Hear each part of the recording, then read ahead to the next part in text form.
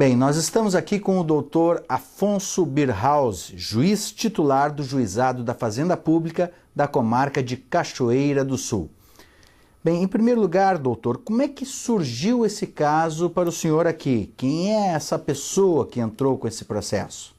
Pelo que se tem conhecimento do processo, né, um cidadão de 75 anos, uma pessoa que reside aqui em Cachoeira, que descobriu há bem pouco tempo que estava com câncer no fígado, um câncer bem agressivo.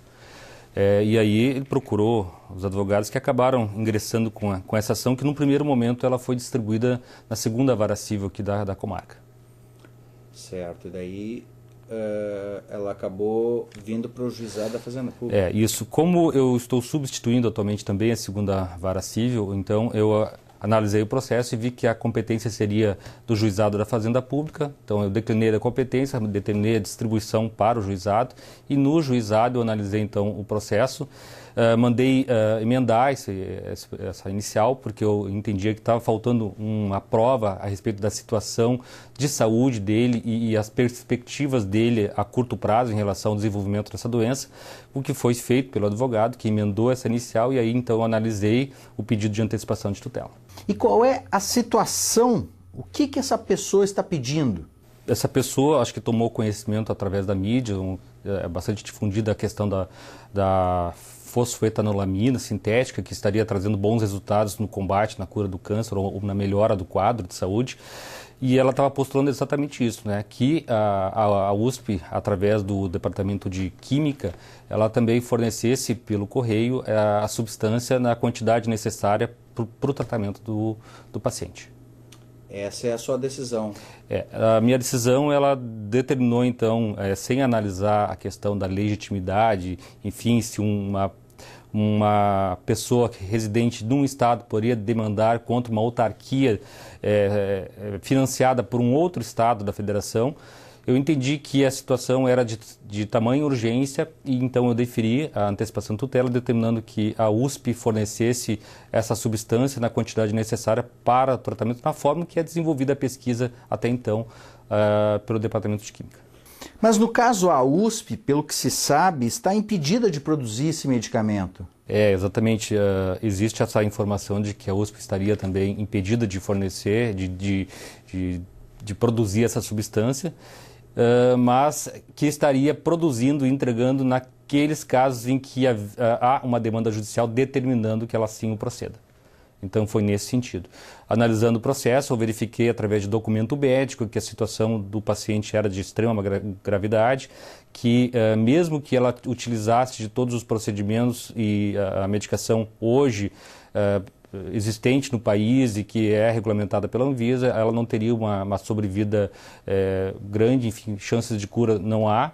Razão pela qual eu entendi que mesmo que essa substância ela não seja regulamentada pela Anvisa, que não se tenha conhecimento de tudo que ela pode causar no organismo humano, a situação é de tamanha gravidade que não se pode, então, tirar essa esperança dessa pessoa de tentar melhorar a sua condição de saúde ou, quem sabe, já que se ouve tantos relatos positivos, quem sabe até alcançar uma possível cura.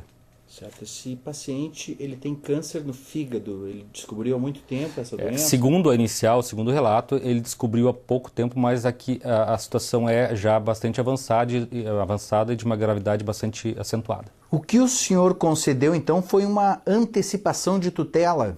Exatamente, eu concedi antecipação de tutela, determinando então que a USP fornecesse essa substância, né, em quantidade necessária e conforme a pesquisa até então desenvolvida. O senhor acredita que essa decisão poderá abrir algum tipo de precedente? O senhor percebe algum tipo de repercussão nessa decisão? Aqui na comunidade Cachoeira, a gente percebe que houve uma repercussão bastante grande, até nem esperava isso. Eu não tenho conhecimento, eu não tinha conhecimento de se era a primeira demanda no estado do Rio Grande do Sul. Até acredito que sim, mas me parece que no estado de São Paulo isso já é bastante difundido. São várias ações, inclusive isso já foi uma questão levantada e que acabou também no STF, onde houve uma medida cautelar que acabou então suspendendo uma decisão do Tribunal de Justiça, porque se discutia basicamente a questão da regulamentação, enfim, da autorização da Anvisa, que na realidade não existe, né? Que na realidade não existe. Não existe ainda. E também não existe nem prescrição médica, porque é difícil algum médico, principalmente da área oncológica, prescrever esse tipo de substância. Então, é uma outra característica. Esse processo ele não tem prescrição médica dessa substância. O paciente, então, não teria outra alternativa? Não há possibilidade de uma cirurgia, por exemplo?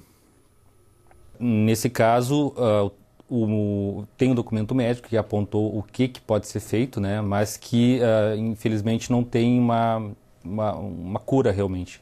Ele vai continuar com o tratamento, mas isso apenas vai prolongar a vida dele por mais algum tempo. Essa foi, na realidade, a justificativa para que eu deferisse a medida, porque eu não vejo que, mesmo que essa substância ela não seja autorizada, regulamentada, que não se tenha conhecimento dos efeitos no corpo humano, dano efetivo não se pode ter nesse caso, porque o que a gente espera a curto prazo, infelizmente, é a morte do paciente. Quer dizer, mesmo que se tenha, por exemplo, os efeitos colaterais de um medicamento, isso ainda não é pior do que o avanço da doença? É o que eu entendo. Mesmo que se tenha alguma coisa, o desconhecimento, a situação é de tamanha gravidade que nada pode ser pior do que o dano causado pela própria doença. De certa forma, o paciente não tem nada a perder. Exatamente, ele não tem nada a perder e eu entendo que o Estado do juiz ele não pode negar a essa pessoa, a esse paciente, uma esperança. E a esperança está depositada nessa substância que muitas pessoas relatam seus efeitos positivos. Então, eu me vi numa situação tal que eu ponderei e achei que, nesse caso específico, não se pode tirar a esperança da pessoa que luta pela vida. Tá certo. Muito obrigado pela sua participação no nosso programa, doutor Afonso. Muito obrigado. Sempre às ordens.